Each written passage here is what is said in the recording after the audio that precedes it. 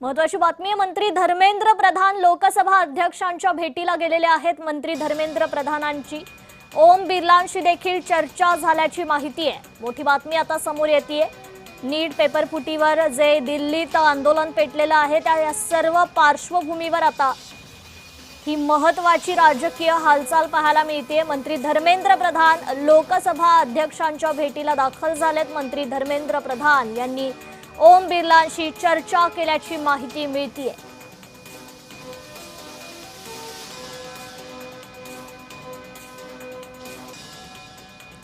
आंदोलकांनी मात्र मागे हटण्यास नकार देत जंतर मंतरवर आंदोलन आता आणखी तीव्र करण्याचा निर्णय घेतलाय। आंदोलनस्थळी तरुणांची गर्दी वाढू लागली आहे। मोर्चामध्ये विद्यार्थी तरुण आंदोलकांना पोलीस आणि निमलष्करी दलाच्या जवानांकडून झालेल्या मारहाणीचे देशभरात आता तीव्र पडसाद उमटले। आंदोलकांना मागे हटण्यास नकार दे जंतर मंतरवर आंदोलन आणखी तीव्र करण्याचा आंदोलकांनी आता निर्णय घेतलाय।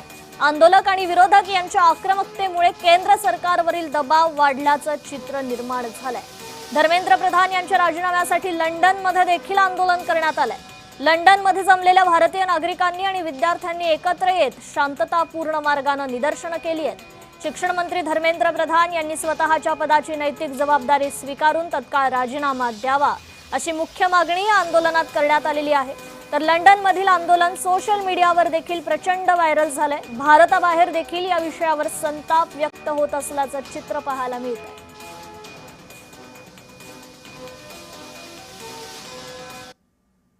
यावर काही राजकीय प्रतिक्रिया देखील आलेल्या आहेत, पाहूयात। 26, 27, 28 साल के बच्चे बार बार एग्जाम दे रहे हैं, बार बार पेपर लीक हो रहा है, अपनी नियुक्ति का वेट कर रहे हैं, नियुक्तियां नहीं हो रही हैं, तो फ्यूचर तो बर्बाद हो रहा है ना सबका। लोकतंत्र में सबसे बड़ी चीज क्या होती है? फ्रीडम ऑफ एक्सप्रेशन और right to protest, peaceful protest. इसमें कुछ अलोकतांत्रिक बात नहीं है। अलोकतांत्रिक ये है जो यहाँ इस सदन में हो रहा है, जो सड़कों पे हो रहा है। सदन में आप चर्चा नहीं करते, एलओपी को बोलने नहीं देते, ऑपोजिशन लीडर्स को बोलने नहीं देते, वो बोलने के लिए उठते हैं, आप चुप कर लेते हो। स्पीकर साहब खुद कह रहे हैं कि मुझे सरकार से पूछना है कि आप लोग डिस्कस कर सकते हो कि नहीं। ये क्या है? ये लोकतंत्र बचा ही नहीं है। सिर्फ आप ही पूछ रहे हैं मैडम ये क्वेश्चन। पूरा देश जान रहा है कि कोई लोकतंत्र बचा नहीं है देश में। आता नेमकं पाकिस्तान बरोबर लढायचं की नाही लढायचं आणि या आंदोलनात पाकिस्तानचा हात असेल असं जर का या सत्ताधाऱ्यांना वाटत असेल तर त्या हाताच्या तोंडाबरोबर तुम्ही बोलता तर मग या देशातल्या विद्यार्थ्यांशी जे हे विद्यार्थी आपल्या देशाचे भाग्य विधाते आहेत त्यांच्याबरोबर बोलण्यात तुम्हाला कमीपणा का वाटतो? म्हणजे हे मला त्यांचं गणितच कळत नाही की पाकिस्तान बरोबर चर्चेचे दरवाजे उघडे ठेवा, पण जे तुमच्या दारात आलेले आहेत, तुमच्याकडनं काही अपेक्षा घेऊन आलेले बाळगून आलेले आहेत त्यांच्यावर तुम्ही लाठ्या चालवता। या संदर्भामध्ये सुद्धा भारत सरकारने योग्य ती पावलं उचलण्याचा प्रयत्न केलेला आहे। पण परवा संसदेमध्ये किंवा कालही संसदेमध्ये या विषयावरती चर्चा उपस्थित करण्याचा प्रयत्न झाला, चर्चा काय होऊ शकली नाही।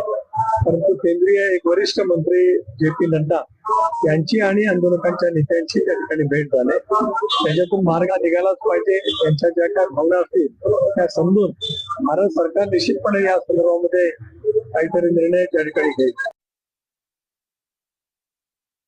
सगळ्या ज्या घटना घडत आहेत त्या यातनादायी आहेत। या सगळ्या टाळता आल्या असता तर बरं झालं असतं असं मला वाटतं। विद्यार्थ्यांची काही मागणी आहे, परंतु आपण म्हणालात की लाठीचार्ज झाला, परंतु ज्या वेळेला अशा हजारो लोक मोर्चामध्ये असतात तेव्हा काही उत्साही लोक असतात की ते पोलिसांचं कडं तोडून पुढे जायला मागतात आणि मग पोलिसांना त्यांना थांबवण्यासाठी जे आहे काही वेळेला केन चार्ज करावा लागतो। या आंदोलनामध्ये विरोधकांचा वेगवेगळा अजेंडा आहे आणि ते वेगवेगळ्या अजेंड्याच्या माध्यमातून त्या ठिकाणी आपल्याला संधी कुठे मिळते का याचा त्यांना शोध आहे।